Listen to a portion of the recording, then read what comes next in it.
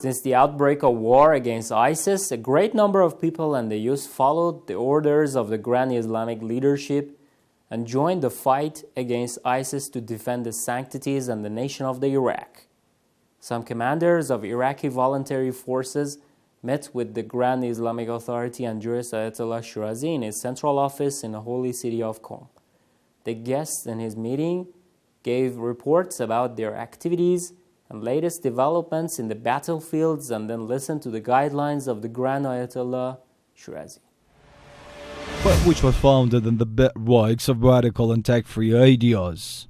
ISIS, as the mainstream and the most notorious of these factions and groups, receives strong ideological and financial support from Wahhabi clerics and preachers all across the world.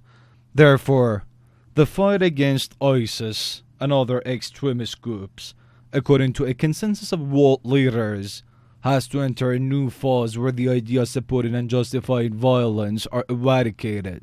In fact, this won't be absurd if one claimed that not only the fights against extremists are not confined to the battlefield, but also they are mainly reflected on the ideological domains. Having all these realities in mind, the role of Islamic scholars and their presence in the battlefields becomes of much more importance.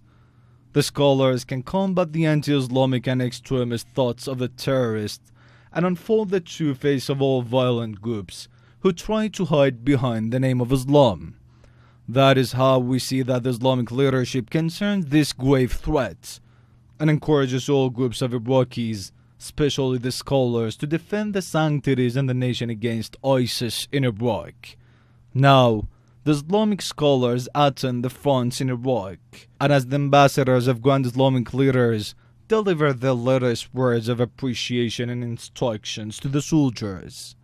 In the last week, the central office of the Grand Ayatollah Shirazi in Holy Qom was hosting some religious scholars from Iraq who met with grand jurists and gave ear to the guidelines and advices by His Eminence.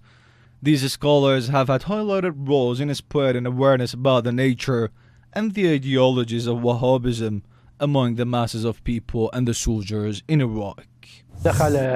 In the name of Allah, the Compassionate, the Merciful, after the issue of the defense verdict by the Grand Jurist, many scholars and students of Islamic sciences went to the front lines in order to defend the country against ISIS.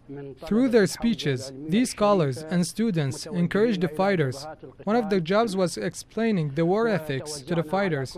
A special unit is designated in the Iraq's voluntary forces that concerns with the managing and recruiting clerics. Some of our duties in the front lines include giving lectures, leading congregational prayers, and offering counsels to the fighters. Our message to the enemies is that we are the true followers of God's religion, the followers of Muhammad and the family of Muhammad, peace be upon them all. It's the duty of all Muslims to stop these transgressors from further causing catastrophe and destruction among the Muslim nations. It's a very unfortunate thing that still today the terrorism is being supported by certain countries. We have listened to the Grand Jurist Ayatollah Shirazi's words, who tells us to help the troops with moral instructions. According to the narration, Holy Prophet states, "O Ali, if you're able to invite a single person to Lord's path, its benefit is better than the sun shining at the earth for day."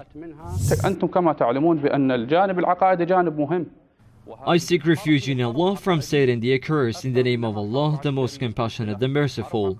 All praise is due to Allah Almighty, and the Lord's blessing be upon Muhammad and the household of Prophet Muhammad, peace be upon them all.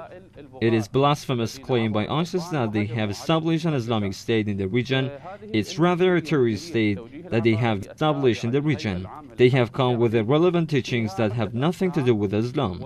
That's why I believe that the war we are involved in is not only a war of military power, but it's a war of theological beliefs and doctrines. Our job is to strengthen the beliefs of our fighters against the terrorists who have come from different countries in order to fight us, leaving their homes and occupying a great deal of our land. I myself work in the cultural department of voluntary forces. My job is preparing cultural packages for the clergies. We issue a magazine on a monthly basis and distribute books too. We try to better educate our fighters about their beliefs. The voluntary forces are performing a sacred duty in defending and protecting their lands against the transgressors and wrongdoers. War ethics are also taught to the fighters, such as to look out for elders, women and children, not to cut any tree, not to cause any environmental damages, to look out for those who are sick. These were only a few teachings of genuine teachings of Prophet Muhammad and Imam Ali, peace be upon them both. We are not at war with anybody except for those who have come to fight us. Our job is not limited only to educating, but also at times we are involved in fighting. I'm unfortunate to say this, that till today we had more than 35 clergies that have been murdered by terrorists in the battlefields. In the name of Allah, the Compassionate, the Merciful. All praise is due to Allah, and the Lord's blessing be upon Muhammad and the progeny of Muhammad. Defending is one of the religious duties. I am one of the members in the voluntary forces. As we know, there are different types of wars, such as Cold War, Cyber War, Cultural War, and Civil War. We fight terrorism day and night, and we are restless in defending our country. I work in the communication division of the voluntary forces. Our job is to make sure that our communication lines are always up and running. We take care of the issues. We make sure that our brave men aren't worrying about these trivial issues. We make sure that our fighters are better able to concentrate in the battlefield. In the meeting with the Grand Jurist, he has highlighted and emphasized the importance of virtuousness and piety.